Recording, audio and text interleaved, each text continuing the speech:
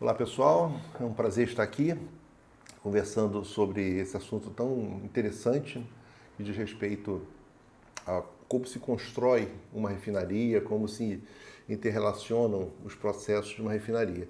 Para isso a gente vai ter a oportunidade de conversar sobre vários temas para construir o conhecimento necessário para podermos enxergar uma refinaria, podermos avaliar uma refinaria, percebermos as diferenças que elas apresentam e, desse modo, podermos avaliar eventualmente algum projeto, entendermos ela no contexto do abastecimento de derivados. Então vai ser uma jornada interessante, espero que vocês gostem bastante.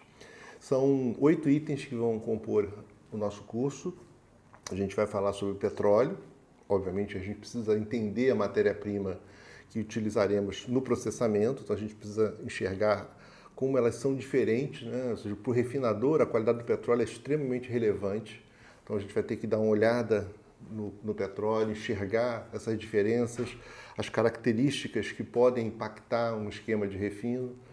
A gente vai falar sobre essa visão do refinador para esse petróleo. Então a gente vai ter que entender, né, as características dele, os contaminantes que tem, os rendimentos de cada derivado. Vamos fazer uma visão geral da refinaria, os processos que compõem uma refinaria, desde os processos de separação, processos de conversão, processos de tratamento.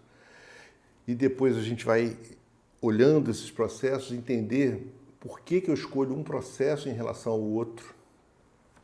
E olhando a outra ponta, a gente vai ter que também dar uma olhada nas especificações dos derivados, como é que eu preciso adequar a minha refinaria para poder enquadrar um produto, né? As características da gasolina e do diesel, por exemplo, que são os produtos de maior consumo, eles precisam de processos especiais para enquadramento, falaremos sobre isso. E depois a gente vai fazer alguns exercícios. A gente vai tentar analisar, né, os esquemas de refino, fazer algumas contas, para tentar aplicar esse conhecimento e verificar se nós estamos conseguindo, né, perceber essas interrelações e as complexidades delas. Inclusive, para finalizar o curso, a gente vai fazer alguns cálculos de margem para perceber como, né, por exemplo, a diferença de qualidade de um petróleo afeta o resultado econômico de uma refinaria, como atender determinado mercado pode resultar em melhor resultado econômico para a refinaria ou até levar ela a uma margem tão estreita que inviabiliza a sua operação. Essa que é a nossa ideia geral do curso.